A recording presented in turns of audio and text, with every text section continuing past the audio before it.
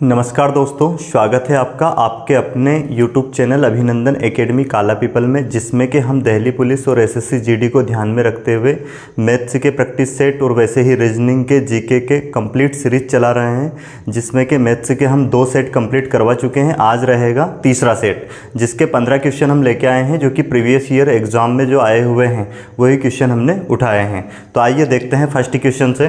पहला क्वेश्चन क्या है, यहाँ पे 86 से स्टार्ट है, जो कि पूरा सेट से ही हमने लिया है, कंप्लीट 100 क्वेश्चन के सेट से, जिसमें मैथ्स का जो नंबर है 86 से लेके 100 तक है। इसका पहला क्वेश्चन क्या है,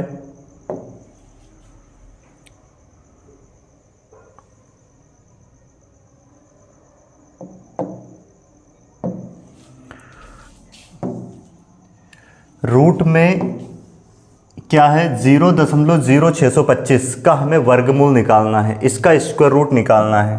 तो क्या करेंगे, 625 का अगर हम वर्गमूल निकालते हैं तो 25 आता है, परंतु यहाँ पे कितनी 4 संख्या के इधर पॉइंट है, तो जो वर्गमूल आएगा उसमें 2 संख्या के इधर दशमलव आएगा ये। तो क्या आएगा इसका आंसर आ जाएगा ऑप्शन नंबर 3, मतलब 0.25 इसका आंसर हो जाएगा। अब देखते हैं हम नेक्स्ट क्वेश्चन।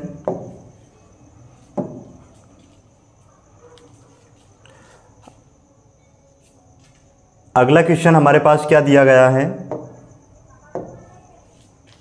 1 से लेके 20 तक की जो प्राकृत संख्याएं हैं, नेचुरल नंबर, इनका योग करना है, फिर उसको 7 से डिवाइड करना है। तो इसके योग के लिए हम डायरेक्ट क्या कर सकते हैं, यहाँ पे ये क्रमागत संख्या है, लगातार संख्या है, तो इसमें क्या कर सकते हैं, फर्स्ट और लास्ट संख्या को जोड़ेंगे और उसको 2 से भाग देंगे। तो कितना आ जाएगा यहाँ पे 20 और 1 कितना हो जाएगा 21 बटे में 2, तो ये इनका एवरेज आ जाएगा। और जितनी संख्या उनसे गुना कर देंगे, तो इसमें 20 से गुना कर देंगे यहाँ पे, तो कितना हो जाएगा, ये 2 से 10 बार में कट जाएगा, और इनका गुना कर देंगे कितना हो जाएगा 210। मतलब इन संख्याओं का अगर हम योग करें 20 तक तो वो 210 आ जाएगा, जिसको हम 7 से भाग देंगे तो 7 या 21, इसका आंसर कितना आ जाएगा 30, जो कि ऑप्शन नंबर फर्स्ट है, ये करेक्ट आंसर है इस क्वेश्चन का। अब देखते हैं हम नेक्स्ट क्वेश्चन। और भी इसको दूसरे तरीके से भी योग निकाल सकते हैं। प्राकृत संख्याओं का योग का फार्मूला होता है n+1 बटे में 2। इस फार्मूले से भी आप निकाल सकते हो, जैसे कि यहाँ पे संख्याएं कितनी है, टोटल 20 रखोगे और n+1 20 और 1 कितना हो जाएगा 21 बटे में 2 लिखोगे, इससे काटेंगे कितना हो जाएगा, ये 10 बार में कटेगा, और 21 धाम 210, इसको 7 से भाग दे देंगे, 30 इसका आंसर हो जाएगा। ठीक है, अब देखते हैं नेक्स्ट क्वेश्चन हम।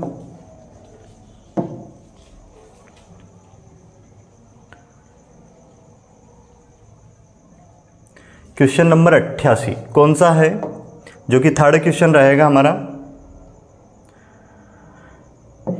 क्या दिया गया है, निम्नलिखित में से कौन सा भिन्न 2/3 से बड़ा है। मतलब इसमें हमें चेक करना है कौन सा भिन्न जो है कि 2/3 से बड़ा है। तो ऑप्शन से चेक करना है इसको अगर हम पॉइंट में सोल्व करें तो कितना आएगा, 2 में भागने जाएगा तो हम यहाँ पे दशमलव लगा देंगे, कितना हो जाएगा, फिर 3 छंग 18, फिर 2 बच जाएंगे, फिर कितना आ जाएगा 3 छंग 18, तो 0.66 से यह आता रहेगा इसके बाद भी। ठीक है, अब इसको अगर हम निकालें तो इसका 0.5 आएगा, इसको अगर भाग दे तो इसका अगर हम निकालें तो कितना आएगा, भागने जाने की दशमलव, और ये कितना हो जाएगा यहाँ पे 30, 7 चुक 28, तो ये भी लगभग इससे छोटा रहेगा।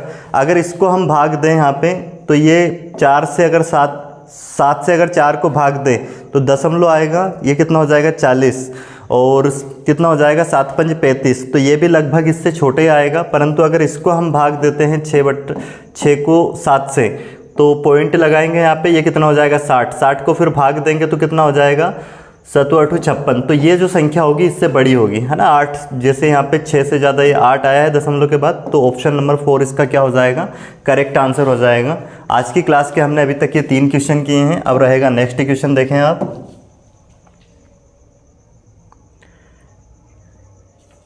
क्वेश्चन नंबर 89 जो कि 4th क्वेश्चन है, पर जो सेट आया था एग्जाम में उसमें कौन सा नंबर का क्वेश्चन था, ये 89। क्या है, 2, 3, 4 तथा 6 से विभाजित करने पर प्रत्येक स्थिति में शेष 1 देने वाली 4 अंकों की सबसे छोटी संख्या बतानी है। इनमें से हमें सबसे छोटी संख्या बतानी है, जिसको अगर हम इन चारों संख्याओं से भाग दें तो रिमाइंडर 1 बचना चाहिए, शेषफल 1 बचना चाहिए। तो हम इसको ऑप्शन से ही करेंगे। इनमें सबसे छोटी संख्या देखो, पहले ये देखते हैं, इसको हम अगर 2 से भाग दें तो 1 शेषफल बचेगा, परंतु अगर 3 से भाग दें तो 3 तिया 9, 1005 को अगर 3 से भाग देते हैं 3 तिया 9, फिर यहाँ पे 1 बच गया 3 तिया 9 और 3 5 15, यहाँ शेषफल नहीं बचेगा तो इसको हटा देते हैं। अब देखते हैं 1007 को डिवाइड करके। 1007 को अगर 2 से हम काटते हैं तो शेष 1 बचेगा, परंतु अगर 3 से काटेंगे तो 3 तिया 9, यहाँ पे फिर 1 बच गया, फिर 3 तिया 9, फिर 1 बच गया 17, 3 5 15, शेष 2 बच रहे, मतलब ये भी नहीं होगा। अब देखते हैं हम नेक्स्ट ऑप्शन नंबर हम उठा के देखते हैं इसका 4th, क्योंकि ये तो पूरा 2 से कट जाएगा, 4 से भी कट जाएगा, शेषफल 0 बचेगा यहाँ पे। अब ये 3rd ऑप्शन बचा, वैसे यही आंसर होगा, पर फिर भी हम चेक कर लेते हैं। इसको 2 से काटेंगे, अंतिम संख्या को काट के देखेंगे, 2 चौक 8, शेष 1 बचेगा। 3 से भाग देते हैं, 3 तिया 9, 1 बचा, फिर 3 तिया 9, 1 बचा, 19 हो गया, फिर 3 छंग 18, 1 बचा है। 4 से भाग देंगे अंतिम संख्या को, 4 दूना 8, तो शेष 1 ही बचेगा। 6 से भाग देने पर भी शेष 1 बचेगा, तो ये हो जाएगा इसका आंसर। अब देखते हैं हम नेक्स्ट क्वेश्चन, जो कि क्वेश्चन नंबर क्या रहेगा 90, मतलब 5th, ये 5वां क्वेश्चन रहेगा हमारा आज की क्लास का, जो कि सिंप्लीफिकेशन से है। बहुत आसान क्वेश्चन है। देखो, अगर इसको हम a मान लें तो ये a का स्क्वायर हो जाएगा, इसको b मान लेंगे तो ये b का स्क्वायर हो जाएगा, और यहाँ पे क्या हो जाएगा a इंटू बी हो जाएगा ये। और ये देखें तो a का क्यूब है और ये क्या है b का क्यूब है, तो ऊपर क्या बन गया है a का स्क्वायर प्लस b का स्क्वायर, और ये क्या बन गया है प्लस a इंटू बी, और नीचे बन गया है a का क्यूब माइनस b का क्यूब। अगर इसको हम सोल्व करें तो इसका डायरेक्ट फार्मूला होता है, क्या हो जाएगा, ये अगर उल्टा होता तो a माइनस बी होता, अगर ये ऐसा आता a का क्यूब माइनस b का क्यूब बटे में a का वर्ग प्लस b का वर्ग और प्लस ab, तो इसका मान आ जाता क्या आता a माइनस बी आ जाता है ना, क्योंकि फार्मूला होता है, इसके बराबर एक फार्मूला होता है, वो लगा देते हैं हम डायरेक्ट यहाँ पे। इसकी जगह पे लिख सकते हैं हम a माइनस बी ब्रैकेट में a का स्क्वायर प्लस b का स्क्वायर प्लस ab, ये फार्मूला होता है इसका। तो अब इससे ये कट जाएगा तो हमारे पास बचेगा 1 बटे में a माइनस बी। अब यहाँ पे इनका मान रख देंगे हम, a का मान कितना है 3.2 और b का मान कितना है 2.7। अब अगर इसको हम सोल्व करते हैं तो ये घटाएंगे तो क्या होगा, देखो 12 में से अगर 7 गए तो कितने बचे 5, 1 इधर दे दिया था, फिर 2 में से 2 गए तो कितने बचे 0, और यहीं पे पॉइंट आएगा तो 1 बटे में 0.5 आएगा। ये पॉइंट हटाएंगे, ऊपर एक 0 लगाएंगे तो 5 दून 10 हो जाएगा। तो इस क्वेश्चन का आंसर क्या हो जाएगा 2 हो जाएगा, जो कि कौन सा है ऑप्शन नंबर 3rd दिया गया है। तो ये आपको समझ में आ गया होगा। अब देखते हैं हम नेक्स्ट क्वेश्चन। अगला क्वेश्चन क्या है 91वां, यदि एक संख्या a दूसरी संख्या b से 30% कम है तथा b 150 से 20% अधिक है तो a का मान क्या होगा, हमें a का मान ज्ञात करना है। बिल्कुल सिंपल सवाल है। देखो ये रेशियो का, जो संख्या a है, ये संख्या a b से कितना कम है 30% कम है। अगर b को हम 100 मान ले तो ये कितनी हो जाएगी 70, क्योंकि इसका 30% निकालेंगे 30 आएगा और 30 इसमें से कम कर देंगे, 1 0 से 1 0 कैंसिल, तो यहाँ पे रेशियो बन जाएगा हमारे पास कितना 7:10 a और b का। और क्या बोला, जो b है ना, ये b संख्या जो b है वो 150 से कितना अधिक है 20% अधिक है। तो 150 का अगर 20% निकालें तो वो आएगा 10%, कितना 15, तो 20% कितना हो जाएगा इसका 30, तो 30 इसमें प्लस कर देंगे तो कितना हो जाएगा 180। मतलब b का मान कितना है 180 है। इसकी जगह पे अगर हम 180 रख दें तो देखेंगे ये इससे कितना गुना है, 1 0 से 1 0 कट जाएगी, 18 गुना है। अब 18 का मल्टीपल हम यहाँ पे करेंगे तो कितना हो जाएगा 18 7 126, तो 126 ऑप्शन में होगा। देखिए कौन सा है,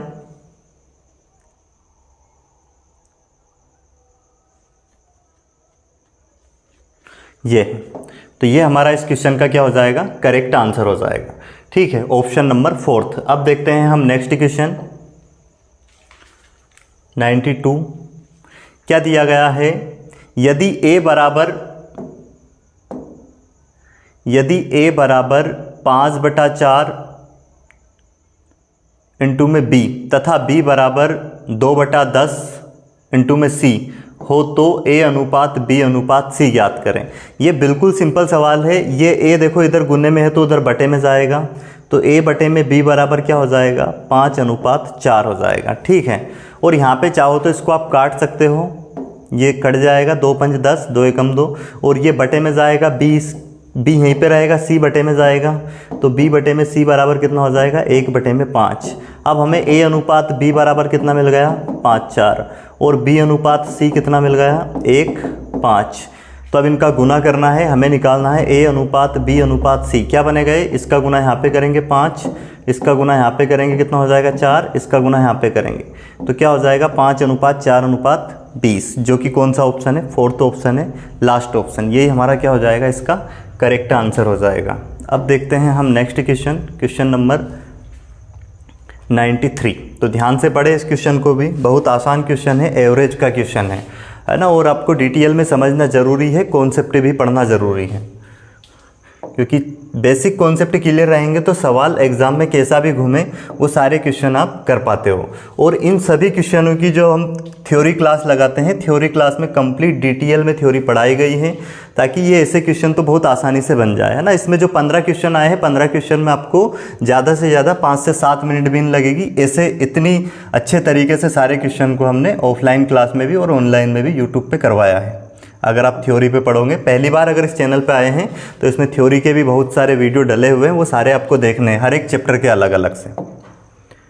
और वीडियो को सब्सक्राइब, इसको चैनल को सब्सक्राइब जरूर करना है, ताकि सारे वीडियो आपके पास आ जाएं। क्या दिया गया है, 11 खिलाड़ियों तथा उनके प्रशिक्षक, मतलब 11 तो खिलाड़ी है और एक प्रशिक्षक है, की औसत आयु कितनी है, 33 वर्ष है। पहले 5 खिलाड़ियों की औसत आयु कितनी है, 29 वर्ष है, तथा शेष 6 खिलाड़ियों की औसत आयु 30 वर्ष है। तो हमें प्रशिक्षक की आयु ज्ञात करनी है। तो 11 खिलाड़ी और एक प्रशिक्षक, तो कितने हो गए टोटल, ये 12। इनकी औसत आयु कितनी है, 33। तो औसत में अगर उनकी संख्या का गुना कर देंगे तो योग आ जाएगा, 12 × 36 का 6 हासिल 3, 12 × 36 और फिर कितना हो जाएगा, 3 39। ठीक है, 396 आ गया योग। अब कितने, जो 5 खिलाड़ियों की औसत आयु कितनी है, 29। ये 5 खिलाड़ियों की औसत आयु है 29, इसमें गुना करो, कितना हो जाएगा, 5 9 45 का 5 हासिल 4, 5 2 10 4 14। इसके बाद 6 खिलाड़ी और जो है उनकी औसत आयु कितनी है, 30 है, तो ये कितना हो जाएगा, 6 × 18 180 ये हो गया। अब ये खिलाड़ी जो 5 और 6 11 खिलाड़ी हो गए, तो 11 खिलाड़ी की आयु का योग कितना हो जाएगा, 5 और 8 4 12 का 2 हासिल 1, 3 3 और 1 कितना हो जाएगा, सॉरी 2 2 और 1 कितना हो जाएगा, 3। तो ये 325 11 खिलाड़ियों की आयु का योग आ गया। हमें बताना था प्रशिक्षक की, तो 396 में से टोटल में से घटा देंगे इसको, 325 को, तो कितना बचेगा, 1 9 में से 2 गया, कितना बचा, 7 और ये 0, तो 71 आ जाएगा। देखो कौन सा ऑप्शन है, ऑप्शन फर्स्ट इसका करेक्ट आंसर है। ठीक है, अब देखते हैं हम नेक्स्ट क्वेश्चन, अगला क्वेश्चन जो कि इसका क्या है,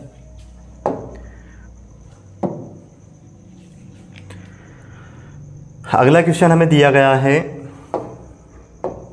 8,000 रुपये पर 2.5% प्रति वर्ष की वार्षिक दर से 2 वर्षों के चक्रवृद्धि ब्याज तथा साधारण ब्याज में अंतर क्या है। 8,000 रुपये पर, अब देखो इसको बिल्कुल बेसिक से ट्री मेथड से हम कर सकते हैं। 8,000 रुपये पर कितने, 2.5% की दर से CI और SI का अंतर निकालना है, डिफरेंस निकालना है चक्रवृद्धि ब्याज का और साधारण ब्याज का। इसका 2.5% अगर निकालें हम, तो देखो 10% तो कितना हो जाएगा, 800, और 800 का आधा कर देंगे 400, कितना हो जाएगा, 5%, और 400 का भी आधा कर देंगे तो कितना आ जाएगा, वो 200। तो इसका कितना हो जाएगा, 2.5% की अगर हम बात करें तो वो 200 हो जाएगा, जो कि हम ऐसे भी निकाल सकते हैं, जो हमने शॉर्टकट में डायरेक्ट निकाला है। 2.5% निकालना है, पॉइंट प्रतिशत हटाएंगे बटे में 100, पॉइंट हटाएंगे 2 0, ये कट जाएगा और 25 8 200 हो जाएगा।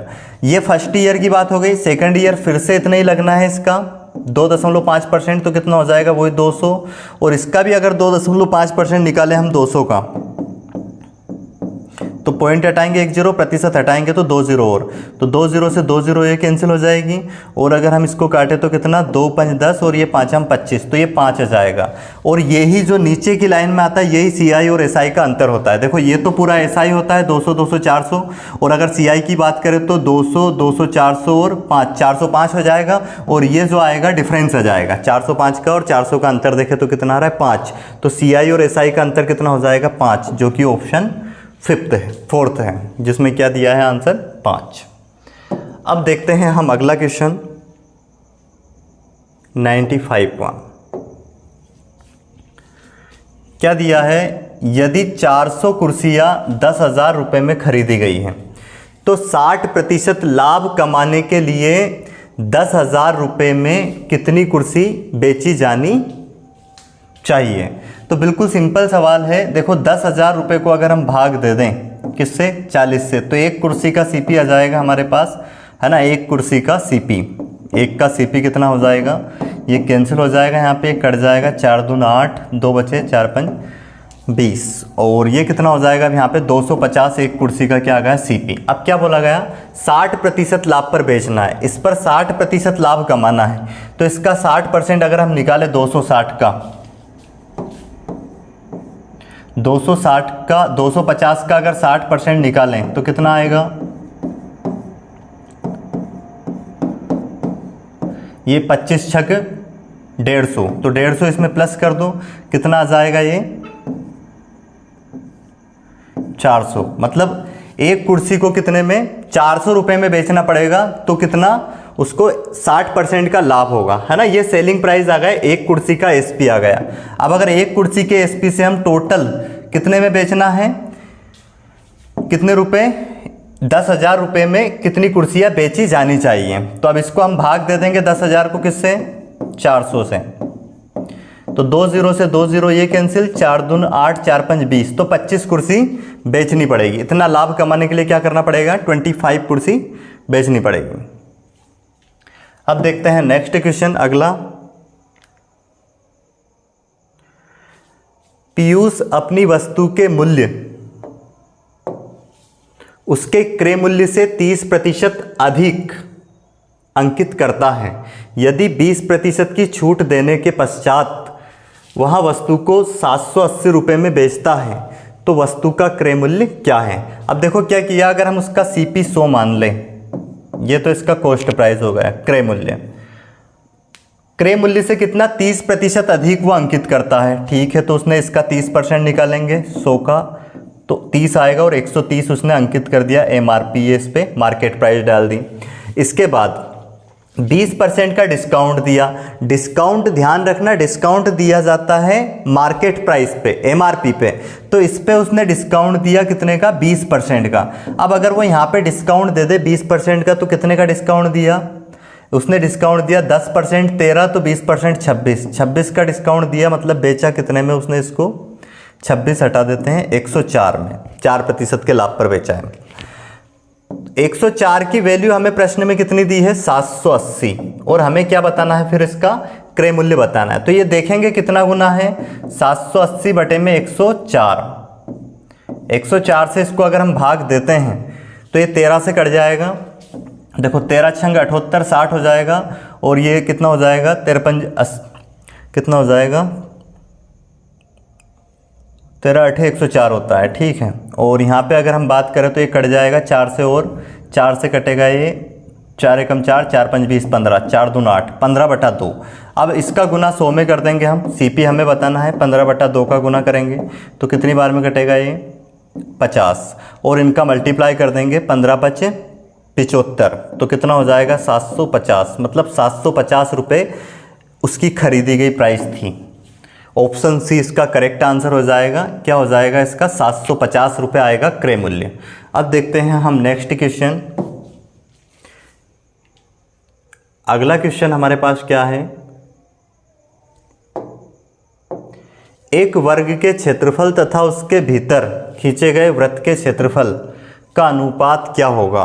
क्या है, एक वर्ग का क्षेत्रफल, मतलब एक वर्ग है इस तरह से, वर्ग का क्षेत्रफल और इसके अंदर खींचे गए वृत्त का क्षेत्रफल। इसके अंदर एक वृत्त बनाना है, उस वृत्त के क्षेत्रफल का अनुपात। ध्यान रखना, अगर इसकी भुजा ए है तो जो इसकी वृत्त की जो व्यास होगी इसकी भुजा के बराबर होगी, और इसकी जो त्रिज्या होगी वो त्रिज्या क्या होगी, इसकी भुजा की आधी होगी। तो रेडियस क्या हो जाएगी, a/2। अब हम जानते हैं काय काय का अनुपात ज्ञात करना है हमें। वृत्त के क्षेत्रफल का एक वर्ग के क्षेत्रफल पे, मतलब पहले वर्ग का क्षेत्रफल निकालना है, तो वर्ग का क्षेत्रफल होता है भुजा का स्क्वायर, तो a का स्क्वायर कर दो, और वृत्त का क्षेत्रफल होता है पाई r का स्क्वायर, पर r की जगह पे क्या रखेंगे, a/2 का स्क्वायर। अब इसको सोल्व कर देंगे, a का स्क्वायर एज इट इज लिखा हमने, और ये पाई का मान रखेंगे 22/7, और r की जगह a की जगह पे 1 का स्क्वायर हो जाएगा, इसका होल स्क्वायर करेंगे तो और ये हो जाएगा 2 का वर्ग 4, ये कैंसिल हो जाएगा, ये 2 से कट जाएगा, 2 दूनी 4 और ये 2 एकम 2, 2 एकम 2, कितना है 7 दूनी 14, 14 इधर चला जाएगा, तो 14:11 इसका करेक्ट आंसर हो जाएगा, जो कि ऑप्शन नंबर सेकंड में हमें दिया गया है। अब देखते हैं हम इसका नेक्स्ट क्वेश्चन। अभी तक हम क्वेश्चन कर चुके हैं कितने, 97 पे आए हैं, मतलब 3 क्वेश्चन और बचे हैं, हमने 12 क्वेश्चन करे हैं अभी तक।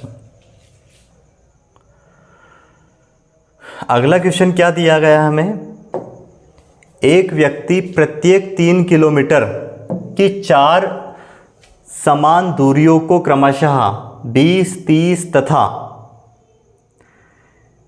40 किलोमीटर प्रति घंटे की गति से तय करता है, तो उनकी औसत गति क्या है। देखो, औसत गति के लिए फार्मूला क्या होता है, कुल दूरी बटे में कुल समय। तो 3 किलोमीटर की 4 बराबर अगर दूरी है 3 किलोमीटर की, तो 3 चुक 12, कुल दूरी आ गई 12। इसको भाग देंगे कुल समय से। समय कैसे निकालेंगे, 3 बटे में, मतलब 3 किलोमीटर की दूरी 20 किलोमीटर पर आवर की चाल से, तो दूरी को हमने समय चाल से भाग दिया, समय आ गया। अगला फिर 3 किलोमीटर की दूरी कितने, 30 की स्पीड से, फिर 3 किलोमीटर की दूरी किस स्पीड से, सॉरी यहाँ पे 10 आएगा ये, और ये 20 है, और ये कितना है 30 है, और फिर कितना है 40 है, 3 किलोमीटर की। अब इनका ले लेंगे हम एलसीएम। इनका एलसीएम कितना आ जाएगा सबका, 120। तो 120, अब ये 10 से कितनी बार में कटेगा, 12, तो 12 तिया 36। फिर ये 10 से 20 से कितनी बार में कटेगा, 6 बार में, तो 6 का गुना ऊपर कर देंगे, कितना हो जाएगा, 6 तिया 18। उसके बाद 30 से कटेगा 4 बार में, तो 4 3 12, और ये कटेगा इससे कितनी बार में, 40 से 3 बार में, तो 3 तिया 9, और ऊपर ये 3 ऑलरेडी है, पहले 12 ऑलरेडी है, तो 120 ऊपर जाएगा 12 के पास गुने में, तो 12 इंटू में 120 हो जाएगा, और बटे में इन सबका योग करेंगे, तो इन सबका योग 18 और 12 तो कितने हो गए यहाँ पे, 18 और 12 हो गए ये 30, 30 और 36 कितने हो गए 66, 66 में अगर हम 9 प्लस कर दें तो ये आ जाएगा कितना, 75, 75।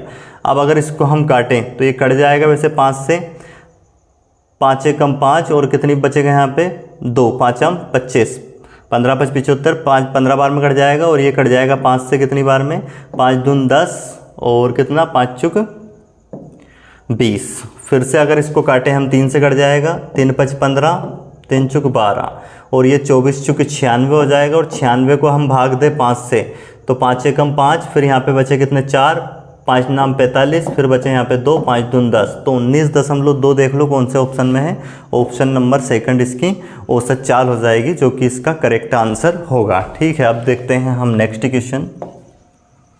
बिल्कुल आसान क्वेश्चन है सारे, जो कि एक पूरे सेट में आए हैं, वैसे के वैसे हमने सारे क्वेश्चन उठाए हैं। क्या दिया गया है, पार्टनरशिप से है क्वेश्चन। पी ने एक व्यापार में 8000 रुपये लगाए हैं, ठीक है, 2 साझेदार हैं, जिसमें पी ने कितने लगाए हैं 8000 रुपये,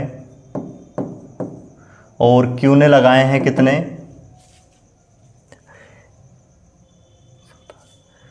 पी ने 8000 रुपये के साथ एक व्यापार आरंभ किया, तथा कुछ महीने बाद क्यू 60,000 रुपये, इसका पता नहीं है कितने महीने बाद आया है, तो उसका हम मान लेंगे कितने, एक महीने, मतलब इसका धन जो लगा वो 1 महीने तक लगा, ये हमने मान लिया। 60,000 रुपये के साथ उससे जुड़ गया। यदि वर्ष के अंत में, मतलब वर्ष का बोला है 1 वर्ष का, तो कंप्लीट इसका तो 12 महीने तक धन लगा है, तो बाद में वो लाभ को किस अनुपात में बांटते हैं? 2:1 में। ध्यान रखना, जिस अनुपात में पूंजी लगाते हैं उसी अनुपात में लाभ का वितरण होता है इसमें पार्टनरशिप में। तो ये अनुपात में किस अनुपात में बांटते हैं? 2:1 में। ये इनका अनुपात है। तो Q का मान हमें बताना है कि Q कितने महीने के पश्चात इसमें शामिल हुआ था। तो बस इसको सोल्व करके हम X का मान निकाल लेंगे। वैसे यहाँ पे अनुपात में ये कितना था? इसका 80,000 था, 8,000 नहीं। तो ये 4 जीरो तो वैसे ही कट जाएगी यहाँ पे। इसको अगर हम देखें तो 8 इंटू में कितना? 12, और बटे में क्या रखेंगे? 6 इंटू में x, और बराबर क्या रखेंगे? 2:1। इसको सोल्व कर देंगे, x का मान आ जाएगा 6 दूनी 12, 2 से 2 कैंसिल, x इधर आ जाएगा। तो x बराबर कितना आ गया? 8। मतलब इसका धन 8 महीने तक लगा, 12 महीने में।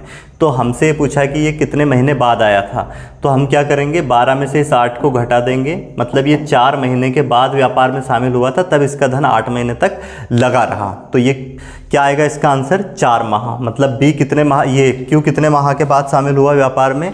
4 माह के बाद शामिल हुआ है। ठीक है, अब देखते हैं हम नेक्स्ट क्वेश्चन, अगला क्वेश्चन जो कि लास्ट है।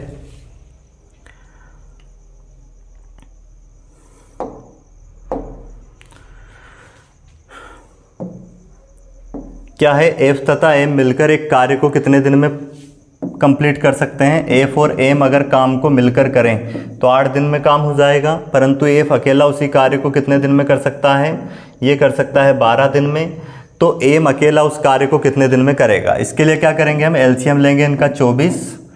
तो इनकी इफ़िशियंसी का अनुपात क्या जाएगा? ये 24 काम अगर 8 दिन में करता है तो 1 दिन में 3, ये दोनों मिलकर 1 दिन में 3 काम करते हैं। और अगर F की बात करें तो ये 1 दिन में कितना करता है? 2 काम करता है। तो अब यहाँ से हम इसकी M की इफ़िशियंसी निकाल सकते हैं, क्योंकि F और M दोनों मिलकर 1 दिन में 3 काम करते हैं और F अकेला 2 करता है। तो इसमें से 3 में से 2 घटा देंगे तो M की 1 दिन की इफ़िशियंसी कितनी आ जाएगी? 1। मतलब M 1 दिन में 1 काम करता है, तो टोटल 24 काम करने में उसे कितना समय लगेगा? 1 से इसको भाग दे देंगे तो आंसर क्या आ जाएगा? 24 इसका करेक्ट आंसर हो जाएगा, जो कि ऑप्शन नंबर 3 है।